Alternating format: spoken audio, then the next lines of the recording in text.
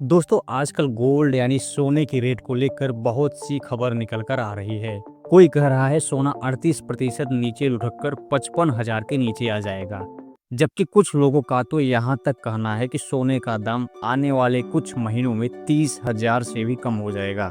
लेकिन कुछ रिपोर्ट इसके ठीक विपरीत सोने की कीमत आने वाले वर्षों में 1 लाख प्रति 10 ग्राम तक बढ़ने की बातें कर रही हैं। लेकिन क्या ये सभी न्यूज़ सही हैं? इसके बारे में सुनकर आप पूरी तरह से चौंक जाओगे। तो आइए हम इसका सटीक विश्लेषण करते हैं, तो वीडियो में अंत तक जरूर बने रहें। दरअसल सोने की कीमतें इस समय रिकॉर्ड ऊंचाई पर हैं। पिछले कुछ समय में गोल्ड की कीमत में जबरदस्त तेजी आई है। इससे निवेशकों को काफी फायदा मिला है। वहीं शादी विवाह या निजी उपभोग के लिए सोने के जेवरात खरीदने वालों को काफी परेशानी का सामना करना पड़ रहा है। इसलिए आज के समय में बड़े बड़े न्यूज चैनल यह खबर फैला रहे हैं कि आने वाले समय में सोने के दाम में 38% का गिरावट होगा। यानी जो गोल्ड का रेट आज यानी 31 मार्च 2025 को 24 कैरेट का 89,510 रुपये प्रति 10 ग्राम है, अगर इसमें 38% की गिरावट आती है तो यह घटकर 55,496 रुपये प्रति 10 ग्राम पर आ जाएगा। दरअसल ये सब इसलिए कहा जा रहा है क्योंकि जॉन मिल्स, जो कि अमेरिकी finance services firm morning star में एनालिसिस्ट हैं, उनका कहना है कि आने वाले वर्षों में सोने की कीमत में लगभग प्रति 10 ग्राम पर 55,000 रुपये की गिरावट होगी। यह मौजूदा रेट के मुकाबले करीब 38% कम होगा।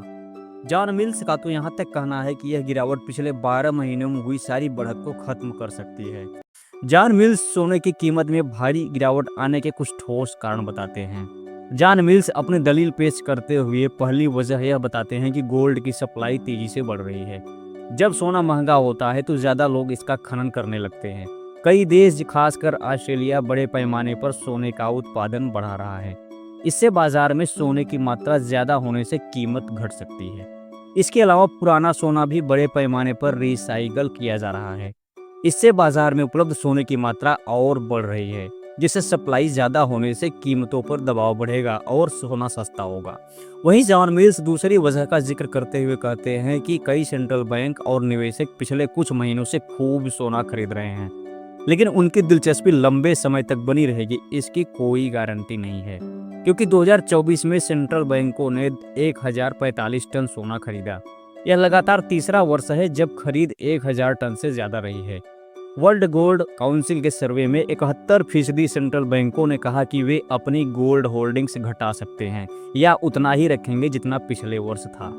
जॉन मिल्स पुनः कहते हैं कि सोने की कीमत अपने उच्चतम स्तर पर है, यानी अब सोने की कीमत गिरेगी, क्योंकि इतिहास गवाह है कि जब किसी वस्तु का दाम अपने पीक पर हुआ है तब उस वस्तु के दाम में भारी गिरावट आई है। इन्हीं सब संकेतों को देखते हुए जॉन मिल्स ने अनुमान लगाया है कि आने वाले वर्षों में सोने की कीमत में भारी गिरावट आने वाली है। हालांकि बेशक जॉन मिल्स सोने की कीमतों में 38% गिरावट की आशंका जता रहे हैं, लेकिन कई अन्य बड़े एनालिसिस्ट की रिपोर्ट इसके बिल्कुल विपरीत है। जैसे अमेरिका के ही वॉल स्ट्रीट के टॉप एनालिसिस्ट बता रहे हैं कि सोने के दाम में अभी और ज़्यादा बढ़ोतरी होगी, जिससे सोने की कीमत प्रति 10 ग्राम 1 लाख से भी अधिक जा सकता है। ठीक यही रिपोर्ट बैंक ऑफ अमेरिका और गोल्डमैन सैच्स ने दिया है। उनका भी मानना है कि सोने की कीमत प्रति 10 ग्राम 1 लाख रुपए से भी अधिक हो सकता है। इसलिए जॉन मिल्स द्वारा दिए गए रिपोर्ट का खंडन कई विश्लेषक कर रहे हैं और उनका मानना है कि आने वाले वर्षों में सोने की कीमत में और भी उछाल देखने को मिलेगा।